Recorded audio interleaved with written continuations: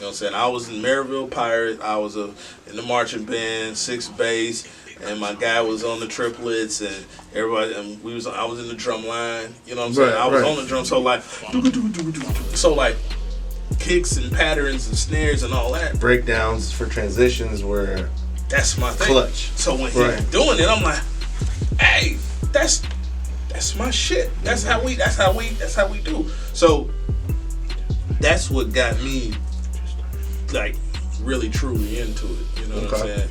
And then my guy at the time, Terrence Campbell, he had a beat machine, a Boss something. He's like, look, this dude, this man made a like a little juke beat. You know what I'm saying?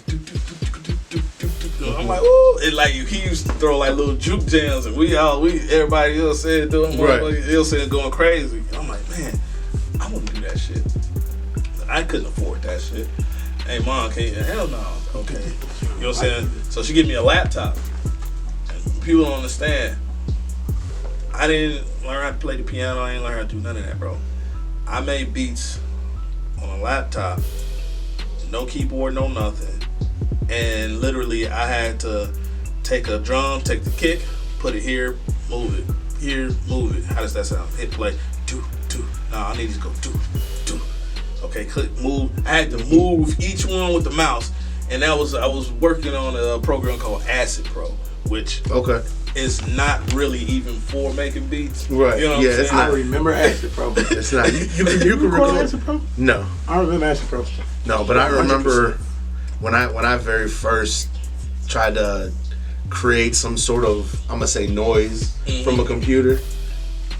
It was Acid, and I couldn't figure out exactly what to do or. Man, bro, do you know how long it took me? And my beats was terrible, terrible. You know what I'm saying? Right. Horrible. So I'm like, man. But everybody else makes beats. So then my guy, same one who had that, I ain't gonna say years later, but like some time later, he's like, man, why don't you use Fruity Loops? I'm like, Fruity Loops? And I'm thinking like the cereal. I'm like, the cereal made a program to make beats? Like, what is the box transformer? Like, I'm confused. Right. You know what I'm saying? And so then he showed me, and everything that I had to like click and drag and like drop it and make sure it's just perfect, because none of my shit was on time because I didn't understand Snap.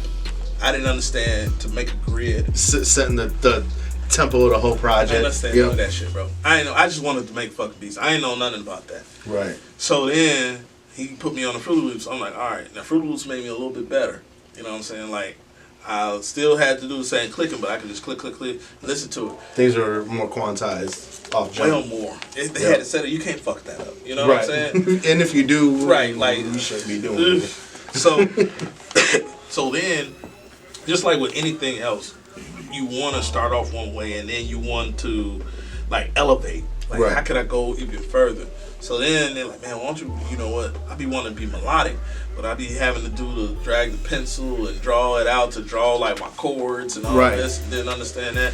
So then I got a little MIDI keyboard. So then like I started practicing with that, like trying to do this, doing my tries, just the three chord notes. Right. You know what I'm saying? Yep. So I know exactly what you're talking about all too well. Right, you know what I'm saying? You just and you think you're doing something. You got the thumb hitting your bass, and then you hitting the trichords. You like, you hear that? You know what I'm saying? So I'm doing all of that, and then I slowly graduated from that. Fruity Loops, and then I graduated to Reason. Okay. And Reason for the bulk of my time, Reason was the shit. For the bulk of it, like the absolute shit. Like I could really like play and I could really compose. And I started to notice that from my beats, from when they started to as they started going, they started getting better and better and better and better. Mm-hmm. And like I could honestly say, I could blame it on the programs, because sooner or later, like for a nice long time of making beats, it was straight. I was just straight Reason. I'm Reason. What? Reason. But it wasn't until Traxster, and that's a whole nother. That right there is a whole nother part. Like where that's a program. No, Traxster. That's a person. Okay, talk to me. The legendary Traxter, Twister, Okay. all that. Yeah. We got signed to him at one point. And he elevated us to a point where we was just like, oh shit, I thought we was the shit. He shitting on us, we don't even know, because we still thinking like he make beats like his old fucking Twister times. You know, and when we first met him, he played a couple. We'd be like, oh yeah, we'll shit on this nigga. This is what we be in Boogie. We like, yeah, we'll shit on this nigga. He ain't shit. We'll blow this one. And this motherfucker played some other shit. That other photo. I'm like, oh God, what is that? Who made disrespectful as hell? Who made that? You disrespectful as hell. Now I like this. Who made this one? And they all his track. Hey, Who you collab with? Right, who helped you on this one? Hey, that motherfucker said, he turned around, looked at me. Everybody in the room looked at me. I'm like, shit. He's like, I made this. Shut up, Jesse. All right.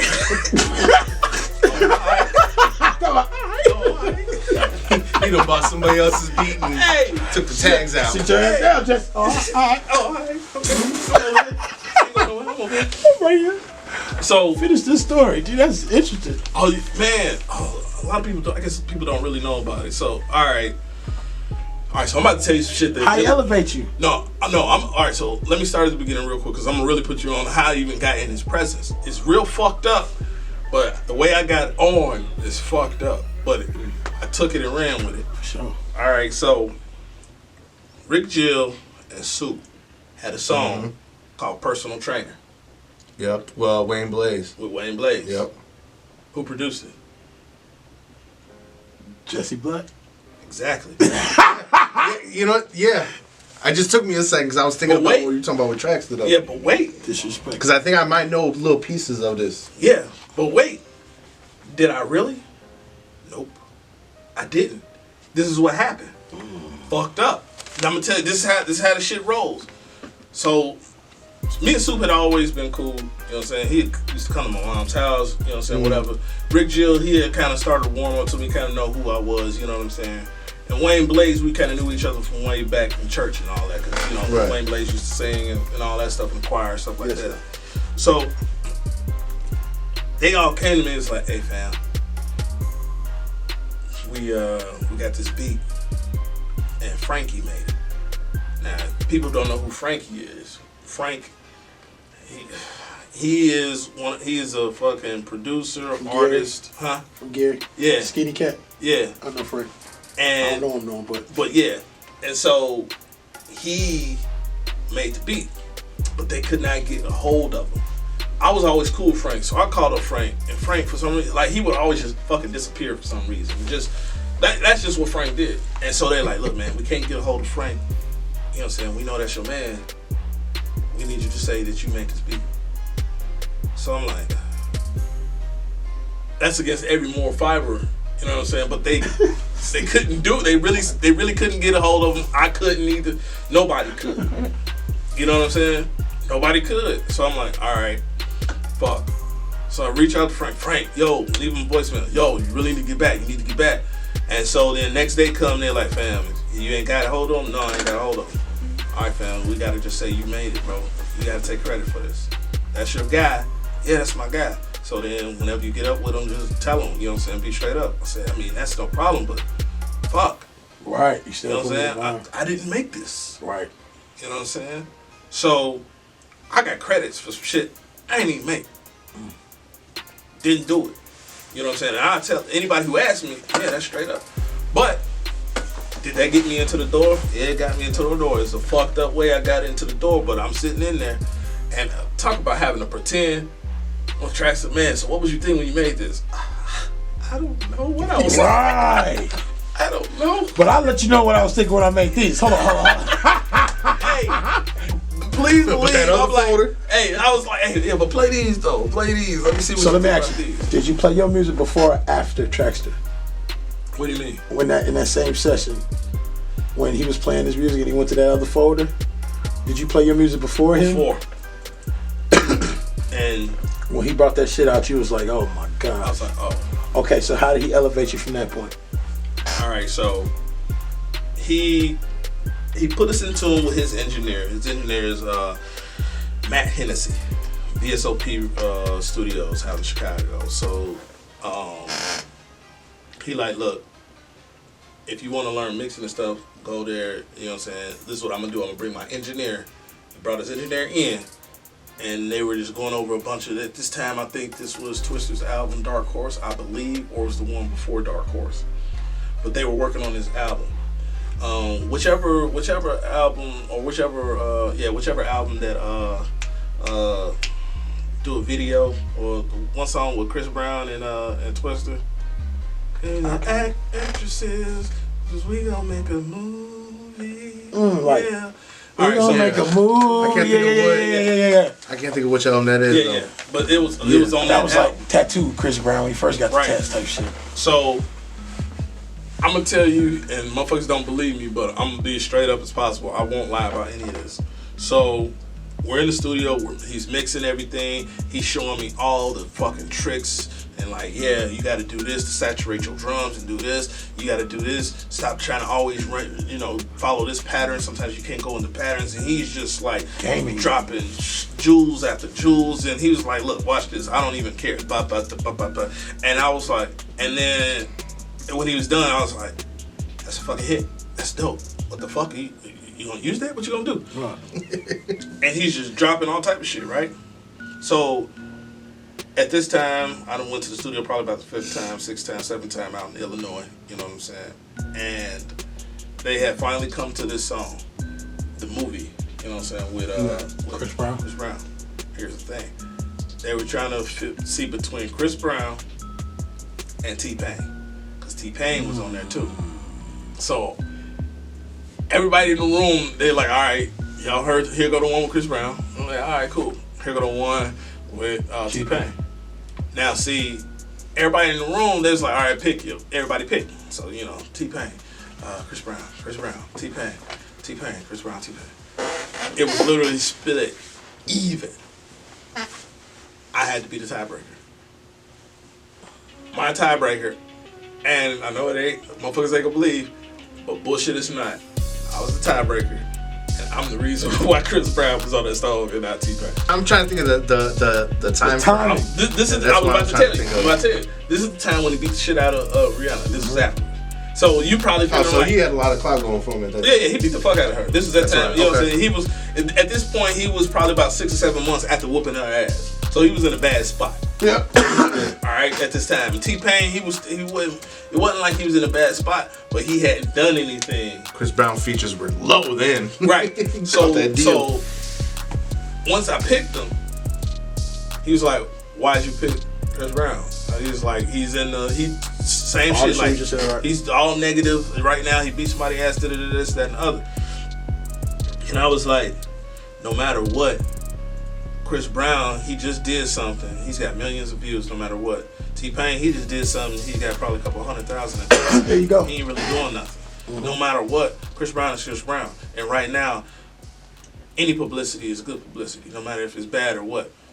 This is gonna be. And once I explained it, he was like, all right, Chris Brown it is. And I'm just sitting there like, did I just make the worst mistake? Did I fuck this up? No, that was a great decision. In hindsight, yeah, it was a great decision, but at that time, it didn't feel like a great decision at all. I didn't feel like it was not even close. I'm like, I fucked up. And I called Boogie, he's like, man, bro, I just think I fucked up, bro. I just picked Chris Brown. He's like, wait, what you talking about? Right, I just picked Chris Brown. What you talking about, nigga? You know what I'm saying? I just went off to a tangent. So it was at that point that, I was like, okay, they really do fuck with me. And so then I brought Boogie on board, and then once I brought Boogie on board, he's like, oh, cool. So once he saw both of us on board and he saw like what we was doing, he was like, man, I really rock with y'all. Right. What y'all got going on? So then I told him about the studio, told him about what we had going on, told him all that. He heard a bunch of the stuff, and so then he was like, man, we can start a powerhouse. So then we started working on the powerhouse. But he got tired of us having to drive all the way out to Illinois all the time, because sometimes we could make it, sometimes we couldn't. It was what it was. So then he like, I'm gonna put a studio in Indiana. Motherfuckers don't even know Legendary Traxxer was in Indiana, like with us. Like our studio was right here in the building. His was right next door. Motherfuckers didn't even know. There's a couple of songs where you see Twista in front of a big tall ass garage. That was our studio. That was on in Cherville, off 30. You know what I'm saying? Off 30. Man, so many. We had like, let's see, we had Shauna come through there. We had like the Crucial Conflict. All of the Chicago greats besides fucking R. Kelly were there. Okay. They had been there. And then they ended up coming to our studio. So we didn't have Twista in our studio. We didn't have, you know what I'm saying, Lil Durk in our studio. We didn't have Lil Reese. Like we had and it was because of our, you know, relationship that we had with Twista. When they would see us, like we was on NBC News because we did something for the kids. And like you see me on there, like, you know, trying to direct the kids, all right, and they made a song called "We Are the Future." You know what I'm saying? They seen us doing all this stuff, so they like, okay, that must be, you know what I'm saying? It's right here in Man's now. You know what I'm saying? And he always kept us clean. We always looked good. Always, you know, with the chain, everything. Like he took care of us. You know what I'm saying? But with the same thing, Traxxer, he got trust issues, and so like he's like one of them, like always think like motherfuckers on something, trying to do something, and like. He can only stay in one spot for so long, and he ended up moving the studio, and then just from there, people like everybody started going their separate ways. And then I want to say about like 4 or 5 years ago, he brought me in, Bud. He's like, man, we look like we're gonna know the contracts and this, that, and the other, and we were no more Legendary Traxxer, which was cool with us because we were doing what we were doing. Anyway, yeah. And the bad part about it was, I don't mean to badmouth him at all, but he was starving everybody, you know what I'm saying, like musically and, you know, financially. Like he had the means to get everybody to a certain way, but it was, I'm going to get myself there first and then I'll give you what's left. But shit, there was nothing ever left, you know what I'm saying? So what did I gain from that? I didn't gain anything financially from that. I gained you know, stability when it came to my art and my craft, and I gained a lot of knowledge who made me even better. So the great person, or some people call me a legend or whatever case, was built. What made me legendary status was hanging with a legend. You know what I'm saying? Being in the studio with legendary producers. Right. You know what I'm saying? Going out and being with Ludacris and breaking it down with, you know, with Traxxer, and, you know, getting a chance to be on a phone call with Timbaland. You know, that was like another big thing, you know what I'm saying? Because my guy who we did music with, he ended up becoming an intern with Timbaland, and then ended up being on Timbaland's production team. Then he tried to get me in there, but I had just been with the whole Traxxer thing, and I'm like, man, nah, producers ain't gonna really look out for you. You know what I'm saying? They're gonna look out for themselves before they look out for you. You just got out of a kind of a bad situation. Right. And then you want just to jump into another one that you really feel like is gonna end up being bad. Anyway. Yeah, so I'm not gonna do that. You know, I'm not gonna do that at all. So, you know, I talked to him, and, you know, he said he heard my stuff and he liked it and this, that, and the other, and he said, I ain't gonna lie to you, you know, you're gonna be making beats for me, but you're still gonna get the credit. And I was just in that same situation. I'm like, nah. I'm straight. I'm good. So, I mean, this is, you know, a lot of people like, man, why you ain't blew up? I mean, it's a lot of opportunities that I passed because I felt it was just gonna. It wasn't a situation you wanted to be in. Exactly. It takes away your comfort. Man, big time. Everybody's so quick to try to sign on a dotted line, not understanding what is really to come for them in the next year, 3 year, 5, you know, whatever time frame the contract might be, or album wise, or, you know, people just think, I'm gonna sign on this dotted line, I'm gonna give you some money, and life's gonna be great. But here's the thing, though, and I've always preached this, and I believe it. I'm a firm believer in it. Like, if as a producer, the only way you're gonna make it in the game is if you know somebody to get you in there, or if you bring an artist, you put an artist on, and that artist blow up off of your shit, you know what I'm saying? I.e., your Drakes, you know what I'm saying? Drake and 40, Aaliyah and Timbaland, Missy and Timbaland, you know what I'm saying? Like that's just that's how that works for a producer, you know. Or you're an artist yourself, you know, and you making your own shit, i.e. J. Cole. Yeah. You see what I'm saying? Yeah. So I'm no artist, all right? I don't know nobody that will help, at least. You see what I'm saying? So all I had left was trying to get an artist on. Now that chapter, that's probably, if you ask me, hey Jesse, what's the worst chapter in your life as a producer? I would say trying to put an artist on was my worst chapter as a producer. Absolutely. You know what I'm saying? Absolutely. Yeah. Listen, sometimes, man, we act like we hard and we're stone cold and ain't shit gonna, bother us. But there ain't nothing like working with an artist, like, heavy, and then watch that artist blow up and don't reach back. That shit lame as fuck, bro. Yeah. I could drop her name right now and you'd be like, yeah, Tierra Thomas. Do you know who that is? I think I heard the name wrong. Tierra Thomas she was on a song with her and what's the buddy with the dreads? Baby, I'm never baby. Yes, that's her. Bro, do you know? So I told you we were in like a production group, right? It was Faculty Beats or whatever. My guy SP, he knew her. She was from Indianapolis. Yeah. She's guitar playing. All she did, everything acoustic guitar work. Okay. And so he like, hey, we need to work with her. She's dope. We need to work with her. Okay, cool. Let's work with her. So we started working with her.